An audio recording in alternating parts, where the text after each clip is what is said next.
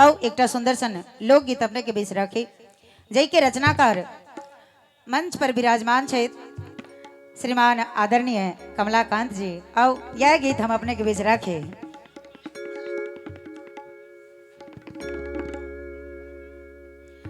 भरी दिन घूमते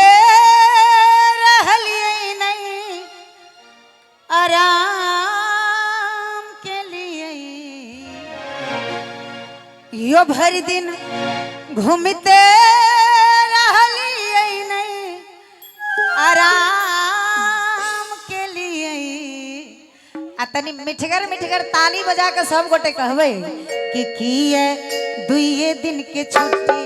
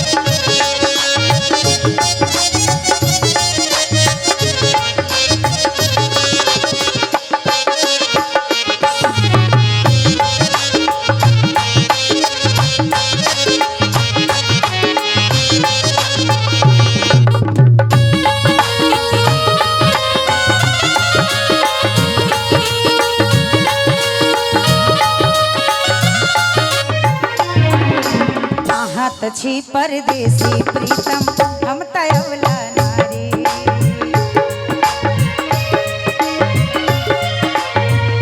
आहत छी परदेसी प्रीतम हम तयवला नारी बिना बरद के कहना कहना के लो खेती बारी आहत कटनी न कलिए आहत कटनी न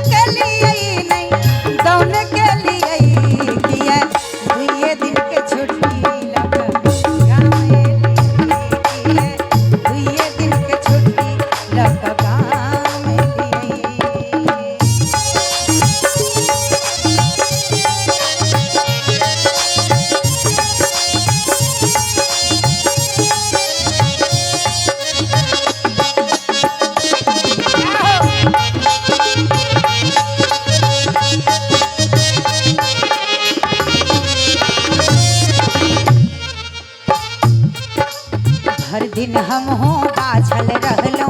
आंगन के झंझट में हर दिन हम हो बाझल रहलो आंगन के झंझट में एको बेर नहीं मोह देखलिए परदेसी प्रीतम के आहत गामों में रह का दुतिया के चांद भेलिए आहत गामों में रह का दुतिया के जान भेलिए यो किया दुइये दिन के छुट्टी लपका मेलिए दुइये दिन के छुट्टी लपका मेलिए।